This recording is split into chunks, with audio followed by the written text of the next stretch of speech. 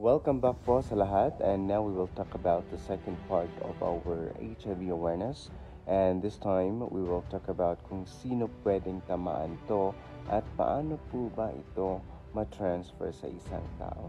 Tunghayan po natin. Sino-sino ang maaaring mahawa ng HIV? Walang pinipili ang HIV.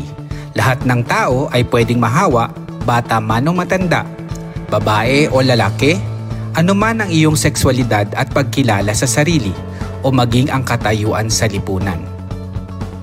Ano-ano nga ba ang kaparaanan ng pagkakahawa ng HIV? Maraming haka-haka at maling akala, ngunit mayroon lamang 3 kaparaanan upang mahawa.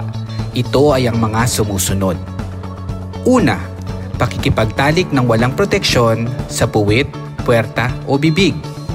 Sa kasalukuyan, ang pangunahing pamamaraan ng pagkakahawa ay ang pakikipagtalik ng walang proteksyon, lalong-lalo na kung sa puwit o sa puwerta. Ngunit sinasabing pinakamababa ang antas ng pagkakahawa kung bibig ang kaparaanan. Bagamat wala pang naitatalang kaso ng pagkakahawa mula sa oral sex lamang, patuloy pa rin tayong pinag-iingat upang maiwasan ang tsansa na mahawaan ng HIV o iba pang sexually transmissible infections na maaaring makuha sa pakikipagtalik ng walang proteksyon.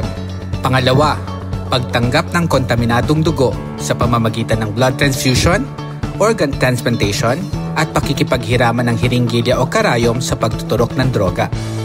Dahil sa angkop na programa ng blood safety at organ donation, halos wala na tayong naitatalang bagong kaso sa kasalukuyan.